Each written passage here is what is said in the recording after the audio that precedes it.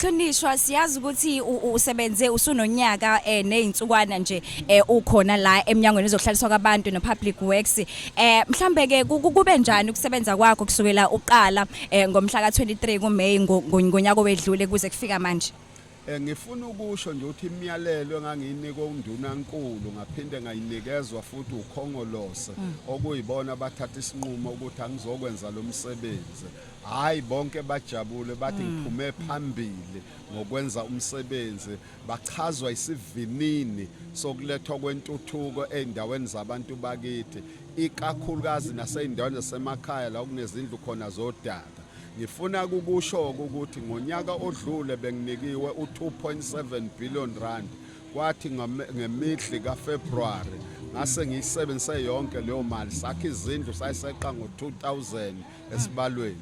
Kulokho ke ubaba uRamaphosa umongameli wezwe lethu lesithi akavotelwe kusukela kusasa kuze bolwesithathu unginikeza u2.5 billion rand ayisengiyicakaze yonke ke indaweni zamakhosi ngoba indawo esifocus khona kakhulu ila uhulumeni laba bontaba kayikhonjwa ababengazakhi khona izindlu ningakukhohlwa umsakazo ukuthi kuqale ngohulumeni kaBaba uMandela ukwakhiwa izindlu saseyindaweni zamakhosi bonke laba abahlali besakela baba no36 bephethe ayikho into abayenza ngoba bakhanga neyodwa indlu endaweni zamakhosi.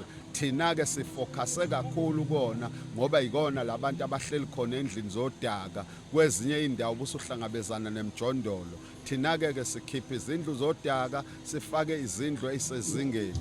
Sifuna ukusho ke emsakazo ukuthi zonke lezi zindlu esizithulile kusukela ngomhla ka1 kuApril sizoyifaka ama solar system ngoba ubaba uRamaphosa usinikezile u20,300 rand ngomuzi ngomuzi ukuthi sofaka ama solar. Sizokwenza ke thina lokhu uhulumeni athi ufuna sikwenze kona ngoba sihlonipha abantu abasivotela. Siyababonga kakhulu abantu abasivotela. Thina nje sesihlalile sishamthetho kusukela ngoMay ka2009 kuze kube yimanje ngiqeda iminyaka ewu15 ngiyilunga lesishamthetho.